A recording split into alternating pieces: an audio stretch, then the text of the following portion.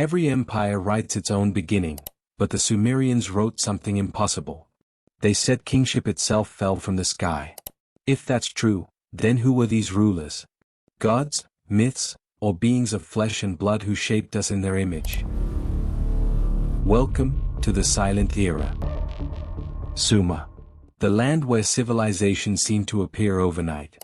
From the dust of the Stone Age rose mighty ziggurats, flowing canals, the first courts and kings, the first laws and medicine. Mathematics and astronomy, born here, as if gifted all at once. But the question lingers, how did it happen so suddenly? On clay tablets pressed with wedge-shaped signs, the Sumerians wrote a shocking claim. Kingship descended from heaven. They spoke of beings not bound to earth. The Anunnaki, those who came from the sky. Flesh and blood gods who walked among men, carrying strange tools and leaving symbols carved in stone. Reliefs show them towering over humans, wristbands glinting like unknown devices. In their hands, a mysterious object, pine cones pointed toward mortals, as if passing a hidden spark. Were these only myths? Or echoes of something real, an origin story wrapped in stone and silence? If rule itself fell from the sky, then who received the first command? Proof carved in stone? Or just a story told too many times? Archaeologists dug through the ruins of Ur and Eridu. Royal tombs glimmered with gold. And in the dust, thousands of clay tablets emerged, their symbols still sharp after 6,000 years. Among them lay the most unsettling record of all. The Sumerian king list. It names 8 rulers before the flood. Not for decades. Not for centuries. But for lifespans stretching into tens of thousands of years. One king, 28,000 years. Another, 36,000. Together, over 200,000 years of reign. All before a great flood swept the world clean. Then, the tablets say, kingship descended once more from heaven. Civilization reset. Power restored. But by whose will? Were these impossible lifespans only metaphors? Or hints of something more? The tablets do not answer. They only whisper a riddle. If kingship kept falling from the sky, who stood behind the throne, writing the fate of men? 3 gods. 1 planet. After the flood, the tablets speak of a divine family that ruled the order of earth. At the top stood Anu, Lord of the heavens, the supreme seat of power. Beside him, 2 half-brothers. Enlil, firstborn, heir of authority, commander of storms and air. The enforcer. His word was law, and his will was carried like thunder. And then Enki, younger brother, master of the deep waters, keeper of wisdom, the god of life itself. Where Enlil ruled with command, Enki shaped with knowledge, teaching, guiding, creating. This was the power geometry of the cosmos. Sky above. Air in between. Waters below.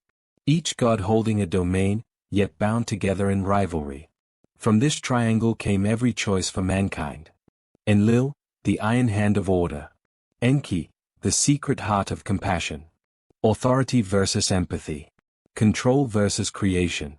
And caught in the middle, humanity waited. Because when decree and mercy collide, who truly writes the destiny of man? Lab, or destiny already written? The tablets say mankind was shaped in their image. But what does that mean? Was it only poetry, or something closer to technology? Why do so many myths whisper the same idea? That the first humans were not born, but made. According to the old stories, these humans were workers. Silent. Obedient. Sterile. They dug the earth and carried the weight of gold. But one god could not accept this. Why would life be created only to serve? Enki broke the code. He gave humanity a secret spark. The gift of reproduction. The power to multiply, to survive, to dream. And with that gift came something even greater. The fire of knowledge. The mind that asks questions. The courage to imagine more than chains. Yet gifts can become crimes. Defiance can ignite wars. So this mercy of Enki, would it bring punishment, or freedom? The lab of creation echoes with the same riddle still. Were we born to obey, or born to choose? Serpents, were they medicine, or a message? On ancient reliefs we see strange symbols. A staff with two serpents curling upward. A winged rod, crowned with a pine cone. Why these shapes? Why again and again, across empires? To the Sumerians, Enki was the serpent lord. The god who carried wisdom. His symbols were not of fear, but of knowledge. The twin serpents wound together like a hidden code. Some say they point to the spine, to the energy rising inside the body. At the top, the pine cone. A sign of awakening, the spark of inner light. And what makes it stranger? The same staff appears in Egypt, carried by Thoth. In Greece, it is Hermes. Different cultures, the same design. Coincidence, or continuity? Was this the silent language of the gods? A way of marking the path to higher knowledge? Because if every empire repeats the same sign, then maybe it was never decoration. If the serpent staff is a key, what door was it meant to open? If serpents and pine cones were keys, then what about the handbag?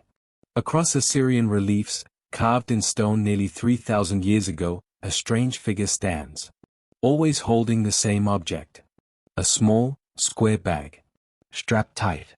Clutched with care. Thousands of miles away, in ancient Mesoamerica, the Olmecs carved the exact same shape. A man-like figure, gripping the very same bag. Same size. Same silhouette. Same pose. How can this be? Two cultures. Two continents. No contact, yet the same design. What was inside? Some call it the water of life. Others imagine a container of seeds, an archive of beginnings. Or maybe a vessel of hidden knowledge, carried from place to place like a divine toolkit. So was it just an accessory? Or a blueprint, proof of a method the gods used again and again? The serpent marked the path, and the bag may have carried the tools. But if these handbags held secrets too powerful to reveal, then who were they hiding them from? If the handbag carried tools of creation, then what happened when those tools were misused? The tablets tell of a great deluge. A flood so vast it wiped out cities and kings alike. Civilization drowned. And when the waters fell, kingship once again descended from heaven. A full reset. But was it only nature? Or the shadow of a cosmic war? Some believe it was a clash between Enlil and Enki's clans. Order versus defiance. Authority against mercy. The result? Fire, water, and silence. Even the tale of Babel echoes the same pattern. One people, one tongue, building together. Then suddenly scattered, their speech confused, their project broken. Not just a tower destroyed, but a protocol scrambled, a system reset. What's the lesson? When knowledge runs free, power strikes back. Every rise is followed by a fall. Every gift shadowed by control. And if these resets kept returning through myth and scripture, then where do the footprints of those skyborn rulers finally lead? Amid the chaos of war, silence was broken in Baghdad. Looters stormed the National Museum. But this was no random robbery. They went straight for the oldest rooms. Where cuneiform tablets, ancient seals, and priceless instruments were kept. Why first the tablets? Why the records carved in clay, not the gold? Witnesses claimed the thieves used radios, codes, even keys to double-locked doors. Too precise for chance. It looked less like looting, and more like a mission. And what vanished? Texts that spoke of the Sumerians. Records that tied humanity to the Anunnaki. The kind of evidence that could bend our story of origins. Erase the record, and you erase the memory. Erase the memory, and you erase identity itself. Yet symbols carved in stone still survive. Pine cones. Serpents. Handbags. They cannot be looted. They cannot be burned. So the question remains. When documents disappear, who is left to keep the tale alive? If kingship truly descended from the sky, then whose blood runs through us? We have followed the trail. From the triad of Anu, Enlil, and Enki.